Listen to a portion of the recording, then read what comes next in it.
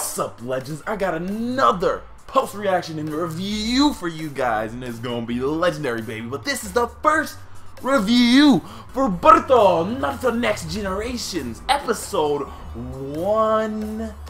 And this episode came out hard, fast, and strong, like a sexual sex machine. You. Haha. Anyway, this episode was fucking brilliant. Alright, so going into this anime, right? I wasn't expecting to be let down or anything, but I wasn't expecting fucking sheer beauty. First off, the animation on point. We start off with the manga, chapter 1, the beginning, the prelude, not the prelude, the aftermath, I guess. We start with the future, Boruto. We hear Boruto's adult voice, which is the same as his kid voice, just deeper, just like Naruto. Which I don't know how I feel about it. I don't know. I honestly want to hear the English dub too, because they really need to change his English dub voice for the adult version, because I feel like currently his dubbed voice is as deep as it can go. It's as deep as it can get. So I think they need to change his dub voice from when he gets older. But we're talking about subs. All right, so this was a brilliant episode. First off, we start off with the manga with Kawaki and Boruto. Kawaki still say, "I'll send you to where I sent the 7th." He's still not explicitly stating that he killed Naruto, but he's saying, "I'll send you to where I sent the 7th." I know a lot of people are like, where else can he send him other than the afterlife? But I mean, Naruto, it's a little far-fetched for Kawaki to have killed Naruto. We know who Naruto is, the big dick of the village. Kawaki better have the biggest dick in the village if he's killing that man Naruto. And then we have Sasuke, who's we don't see in this episode at all. We don't even see him in the opening. So, but that's probably because we're not gonna see Sasuke for a while in this anime. From the standpoint that they're starting at, we're probably not gonna see Sasuke for a good while. So, yeah, we get into the opening. The opening was, I like the opening. I actually really like the opening. I like how Boruto just dubs Naruto in the middle of the opening. He high fives Himawari. Naruto goes for a high five. Boruto says, "Yeet, goodbye." And doesn't even just doesn't even look at Naruto. Like, damn. I'm like, damn, bruh. You wanted his attention. Did I try to give you some attention? You don't want that? Damn, bruh. Boruto, you are a bitch. You. But I actually like the character of Boruto. I'll get into that in another video. Well, I have gotten to it. But I like Boruto's character. And his development that we see later on. I like where he goes as a character. But I like where he begins and where he goes as a character.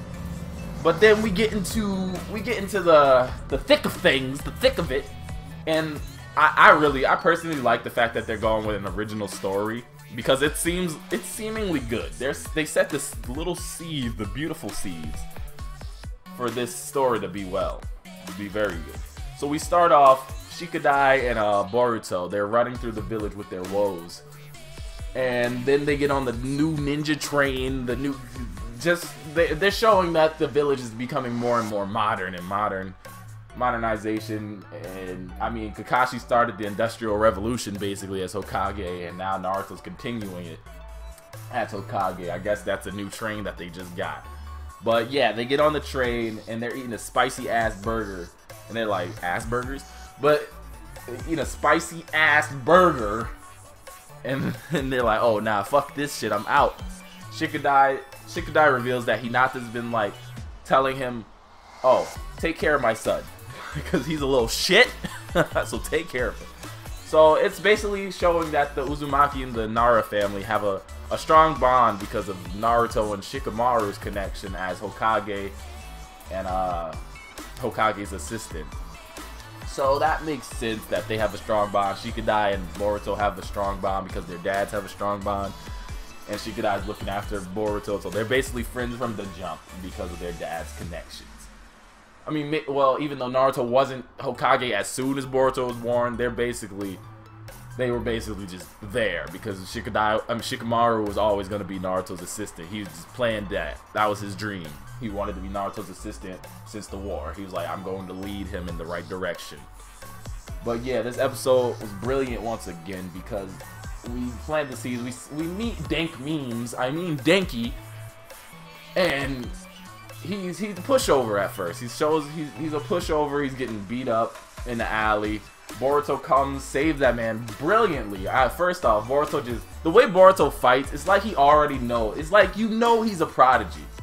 Boruto is said to be a prodigy, and when he comes in and fights, he just owns these dudes with just pure skill. Pure taijutsu skill and ninjutsu skill with the shadow clones, but mostly taijutsu. You notice that he just can fight. The man can fight, and it's expected that he can fight because he's Naruto and Hinata's son. One has the gentle fist, one has the nine tails, one is the big dick of the village, one is the big tits of the village. Come on, you can't tell me otherwise. Believe it. And yeah, so Boruto comes in, beats the bullies up, then they run away. The kid gets his wallet back, and he reveals that he's a rich kid from I forgot, a corporation, a biggest corporation in the village, in the land, I should say. And Boruto has an orgasm. He's like, "Can I pre-order the new Xbox 22?" Like, whatever he pre-orders, he wants to pre-order. He's like, "All right, whatever, fine, motherfucker, go." And so they walk through the village. They go through the village, and Boruto shows how much of a little shit he is, because he's just telling Denki, hey, he's like, you know what? Fuck what your pop says. Do what you want. Because that's what Boruto does. And he's like, Boruto's like, even if I misbehave, I don't get punished. But then he's like, oh, I'm late to get home, and that his mom will be scared. I mean, not his mom. Well, his mom will be mad. So Boruto does indeed get punished by his mom, but not his dad.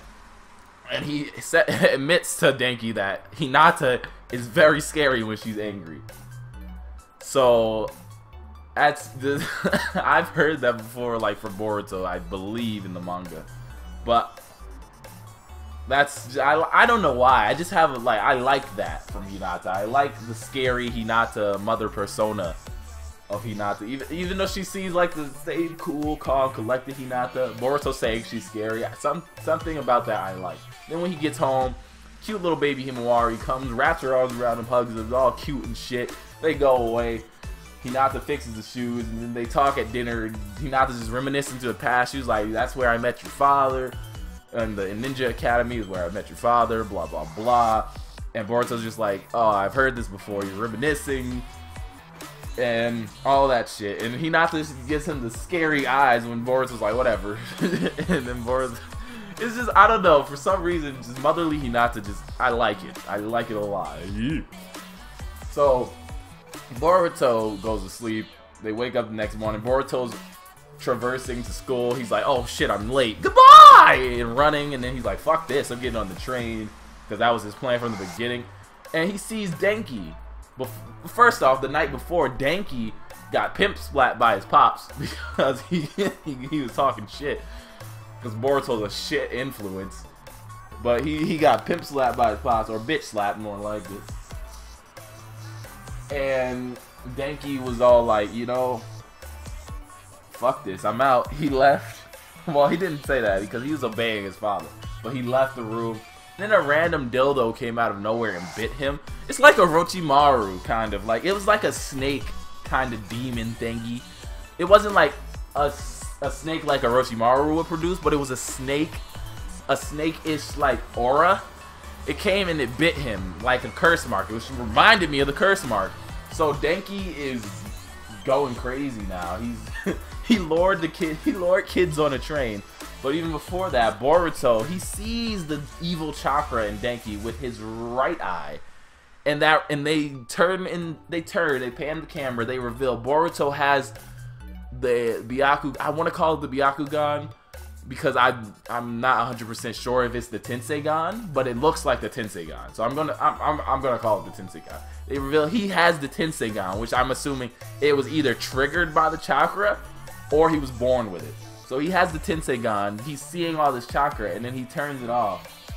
Gets on the train. Denki lures the other kids on the train with money, and he sets them up to crash in, like, two defective trains to crash into each other. So Boruto's like, "Nah, we ain't having that shit, B. We ain't having that shit, son. Nah, fam. And so Boruto's like, oh, you hear the sirens outside. I know, Boruto, that's the trains. Those are the trains. Boruto is saving people right now. Hello, goodbye. But anyway, like I was saying, Boruto gets on the trains, and he's like, nah, we're not having this shit. He goes up to Denki, shakes him a little bit. They don't fight at all. And Denki, like, the spirit keeps leaving him. But whenever the spirit triggers, Boruto's right eye triggers as well. So that's what makes me think they have a connection with each other. The right eye and the chakra. So Boruto, like, Denki, the chakra leaves Denki for the time being. And Boruto's trying to stop the trains with his shadow clones and falls off the train. Denki catches him. And then the other kids catches them as well. And so Boruto finally stops the train. He derails the trains, or he re-rails the trains, actually. He sets a different route for them. They are saved. The other kids jump onto another train. Denki and Boruto stay on the same train, and they, like, derail into the Hokage statue. And that's where Shino was taking attendance. He's like, Boruto Uzumaki. Naruto was just standing there like, shit, this motherfucker is late. And then so the train just jumps off of the cliff and bangs into Naruto's stone statue monument. And Naruto's just looking like bewildered, like, fuck, bruh. And Boruto's like, I'm here, I'm queer, and I'm Boruto, believe it! I know that's not Boruto's voice, but shit. So yeah, he crashes into Naruto's face. I feel like it was all planned out by Boruto. I feel like once he was on that train, he was like, no, I know where I'm crashing. I'm crashing into this man's face. Hello. And then he's like, hello, village. Hello, classmates. Hear me roar. Everybody was like, oh, cool. And when they were saying Uzumaki, everyone was like, oh, that Uzumaki? So it says Naruto now has a name for himself. Obviously, he's the Hokage. But yeah, so Boruto gets suspended on his first day. And then at the end, he finally goes to school with Denki because he stood up for Denki, so like Denki wouldn't get in trouble. And Denki's father's now proud of him because of the changes, a little, even though he bitch slapped him earlier, he's proud of the changes. But yeah, that's basically the end of the episode. In the next episode, oh yeah, and I like the fact that Boruto calls Konohamaru Big Bro Konohamaru instead of Sensei right off the bat, and Konohamaru just catches him in midair like, you know what, call me Sensei now, bitch. No more Big Bro, okay? So I like that. But anyway, this episode was brilliant. I give it a 10 out of 10. For the start, it was brilliant. But anyway, this has been DZ Legend with another legendary commentary. Please like, favorite, comment, subscribe if you're nasty. Peace, legends. It's a new generation. Yeah, new generation. It's a new generation. Boruto, Naruto, next generation. The boy's now a man, this is not his story. Textbook rules bore me, but the war is now his story. I'm a young prodigy, and the village should adore.